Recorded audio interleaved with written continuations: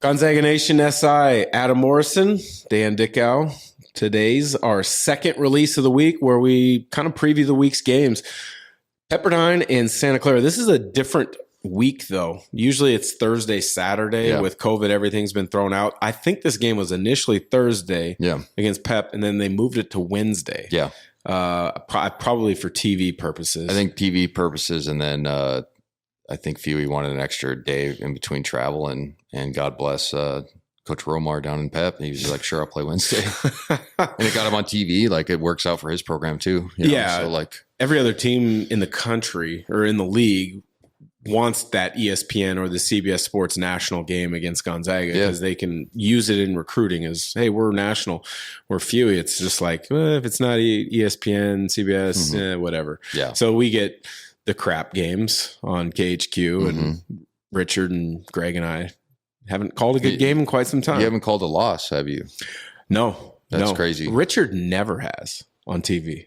Yeah. But, I won't be calling the game on Saturday against Santa Clara. I've got who do I have? Somebody at Boise State. Boise State, Leon's doing a tremendous job. I hope they get in. They should get in, unless they maybe get a first-round exit in the Mountain West or whatever they're in conference tournament. But I think they should be in. I think Wyoming's probably in there in that. And then Utah State in that league? Utah State is they've won like 6 of their last 7. Yeah, so they're pretty good. And they're good too. And that's talking about the previous episode, St. Mary's beat Utah State. You know what I mean? At Utah State. So like St. Mary's is going to get in. Yeah. Now the question is San Francisco BYU. I know we're going off topic, but yeah, I mean, coming up, I think Pep is very gracious to move that game for us.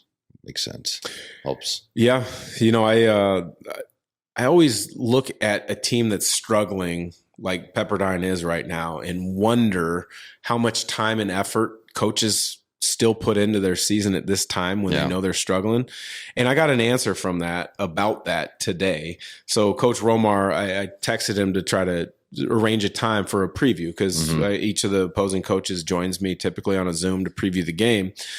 And he called me right back. He's like, hey, I've got meetings all day long, but we were able to set up a 10-minute time later today.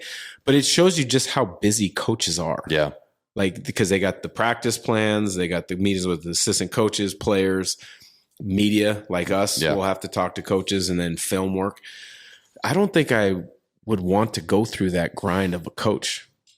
Yeah, it's not for everybody. No, that's for sure. Like it really is a grind. I grew up in a coach's family household, so I understand that. I mean, people think practice is 2 hours. You're there for 6. Yeah. Right. Pre-practice, post-practice.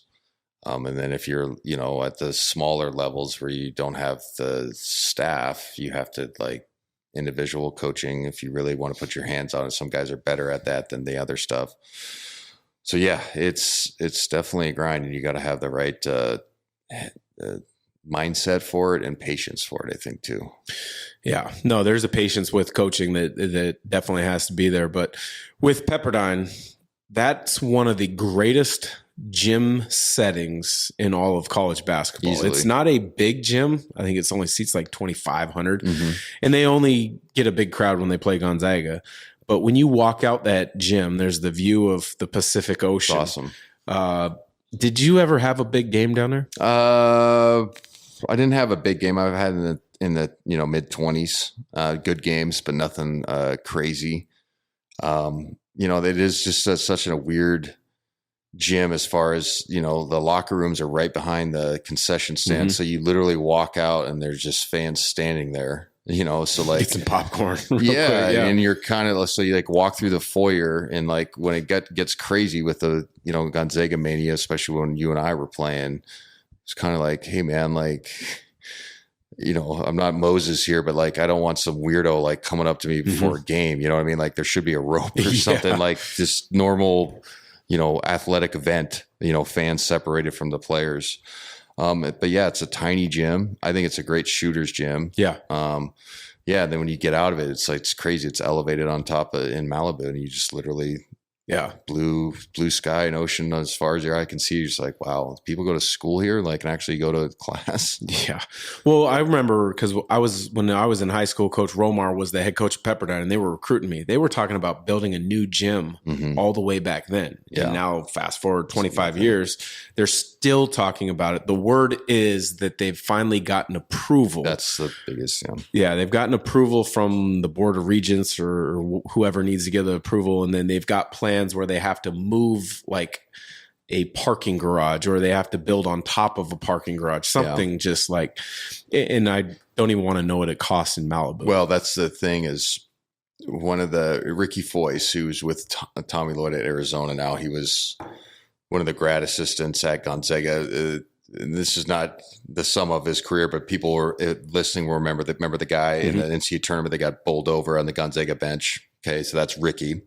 I don't remember him getting bowled over. Yeah, somebody dove into him and his glasses fell off. It was like in the tournament, like one of the big games. Anyway, he was with the Suns. Now he went with Tommy. Great basketball mind, knows what he's doing. So he, played at Pepperdine, but he was just basically like a walk-on. I'm learning how to coach. And he told a story one time because we, remember a few years ago we were talking about, Gonzaga wants to go to the Mountain West, and part of it was because the units that you get for the NCAA tournament, and the argument was like, well, like look at LMU and Pepperdine, like they don't even improve their gym. It looks exactly like it did 20 years ago. And he told a story to go off your point of how expensive it is. He goes, the soccer field wanted to do an expansion on their stadium and do lights. Well, if you spent $8 million on a mansion in Malibu, do you want light pollution? Oh, yeah. So just like, up the hill. Just up the hill. So like, he's like, it took him X amount of years just to get lights put in because the city council's like, no. And can you see? Yeah. So kind of it gets your mind thinking of like, how come they haven't expanded, or why aren't they as good? It's like, they don't really care. It doesn't mean they don't care about the student athletes, but it's like, the people surrounding there are high net worth, and they don't want, and you get it. Like if you're going to block my view, like, no, we're going to lawyer up and blah, blah, blah. So go along with your point about the basketball deal. It's not as simple as like, buying a strip of land on Nevada. There's some available right now. Right. Exactly. Down by Gonzaga, and just going, okay, we're going to build. So yeah, it's always curious to go to that campus, because you're just like, coming from GU where it's a beautiful campus, so they done a great job of making it more beautiful, but just the weather. And then you get down there, you're like, how do you even go to class, man? Like this is, or I want my classes from like 9 to 11, and then I'm I'm out of there. I'll just go to the beach. Yeah, I'm going to the beach after that. It's crazy, but it's a cool place to play because it's really small, and like you said, when we play there, it gets full. Because I know obviously you were player of the year in the country and things were rolling. Were any celebrities come watch when you guys? Yeah, I think Kobe came to one of our games with Roni. Okay. And then there was always like Fridge and everybody, all those guys and some of his buddies. But yeah, those are the guys that come to mind. But it was always cool. It's because you're in LA, but you're not. Yeah. You go down, and then the drive there, like people don't realize we don't stay in Malibu. You can't. You stay in, it's right in Playa del Rey, and then you take that. It's probably like a 45-minute drive, but it turns sometimes in an hour and a half on the PCH. But like just going to a game is just weird like that, because you're just weaving along the PCH, and it's so beautiful, and you kind of have to be like, they used to always be like, okay, guys, like get fell focused. asleep one time on the way. I always had to eat my pregame routine was different, so I had to eat my meal on the. I had to take a plate and like eat it on there, and that was kind of a little bit awkward and stuff like that. But it's just a different vibe, and it's cool, and small gym, and there used to be barn burners in there, not so much anymore. But he's got good freshmen, but a lot of times the freshmen, when you don't have good upperclassmen with it's true. Is it Kessler Edwards and Colby Ross not being there?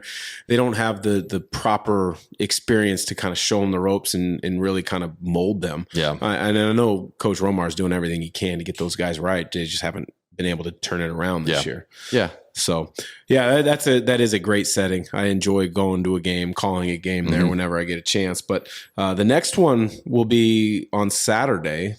and it's the last home game. It's senior night. I guess Jalen Suggs came to the game this past weekend. Yeah. Sounds like he's coming back. Senior night, I would imagine Drew Timme and I would imagine Chet Holmgren are probably playing in their last game. I would imagine. I mean, Chet's a foregone conclusion. Chet's a for sure. Drew, I think, is an NBA talent. It's just what the feedback he gets, and I don't know what that is. Yeah. And I that's not a knock or anything. It's just like he's going to get the correct feedback on, hey, you're going to get picked from X to X, and if it's too late, then and they go, you can improve, go back. So yeah, it's literally a coin flip if it's his last home game or not. Yeah. Well, with NIL, I mean, if he doesn't choose to go to the NBA and go that pro route, the NIL is giving him a little bit of cushion to come back because he's getting some nice gigs. That's for sure. Yeah. But looking at that last home game against Santa Clara has been playing much better since Gonzaga boat raced them down in the Bay to start the league off. Have you dove into any of the prep for that game yet, or have you seen a few more minutes? They've had obviously some great wins against BYU. They just beat St. Mary's, who we beat. I think they're more talented what they showed in our game, and I kind of felt bad because they got the capacity limitations hit them. And usually that road crowd is tougher than anybody in the league. And they call them the Rough Rider crew or whatever, but they kind of get to the edge and don't cross it, but they get real close, which I think it's supposed to be like that in college basketball. And they didn't have that. And, obviously they ran into, that's when Drew, I think, went the first half of 27 of 32 in 2 games. So I think he was like 18 and 19 or something in one of those games. It was crazy. So I think they're better than I first realized, and then starting to see them play the rest of the league. They've been fine. They're in 3rd or 4th place right now. And they have good wins. They have good wing. Rankage is decent inside. I mean, he's kind of predictable in my opinion, but he can also shoot it a little bit from the outside, and it's crafty. If he can pin fouls on you, then he can be a real problem. So yeah, they're better. And then obviously Herb Sendik's a good coach. So I like watching teams that are kind of picked to finish in the doldrums and then kind of find, where you can tell their coaching staff say after that Gonzaga game, hey guys, this is not who we are.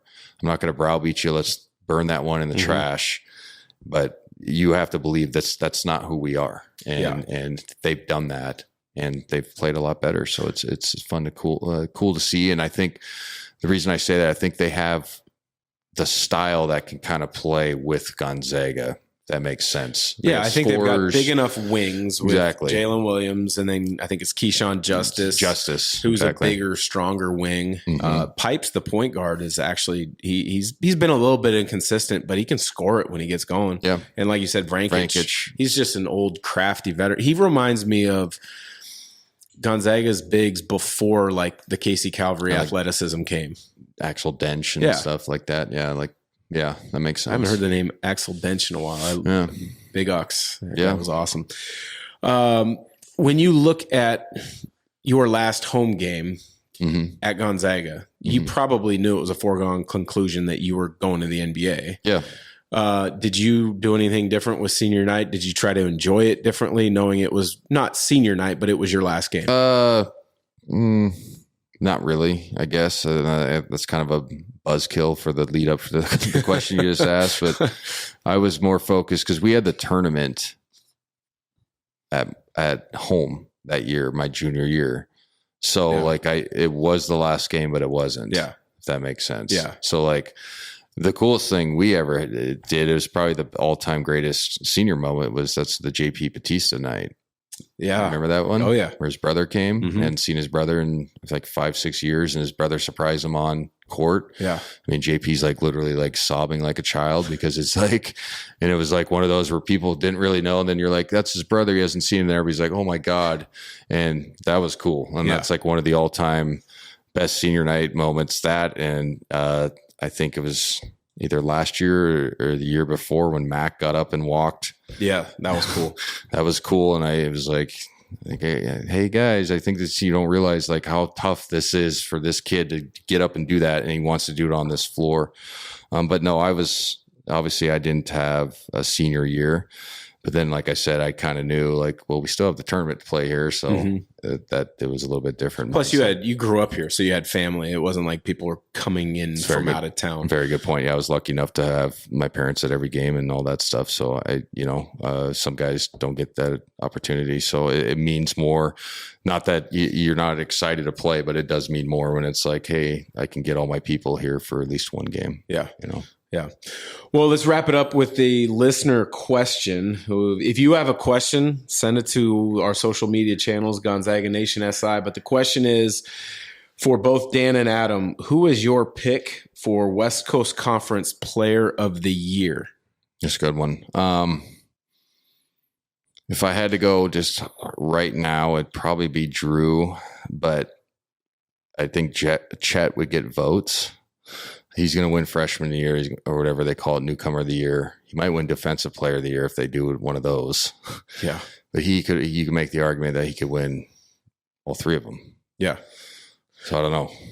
I'm going Drew Timme, but it's also like, if you really want to break down the numbers, Chet, as far as complete domination and complete, if you're most valuable, if you want to use that actual term, he provides more defensively than Drew does. No offense to Drew, but yeah, I mean, the rim protection stuff. Yeah, I'm right there with you. As of now, if the season ends today, I'm going to go with Drew. Mm-hmm. But there's 4 games left where Chet Holmgren, the way he's been playing the last 3 weeks, I could easily see, my mind being changed in that direction. I think they're both top 8 in Ken Palm's analytics player of the year. So I don't think, maybe they can just share it. Yeah, that's a good question. Has there been I don't even remember if there's been co-MVPs. I think there has been. I want to say, but just when? Yeah, how long ago? I'm sure it was like a St. Mary's and a Gonzaga player at some point. Like maybe and whoever our guys were those years, or Patty Mills or something like that. Makes sense. Yeah. Huh. Awesome. Well, appreciate it, Adam. Yeah. Another good couple episodes. So for Gonzaga Nation SI, Adam Morrison and Dan Dickau, we will be back next week. Can't wait to talk more Gonzaga hoops.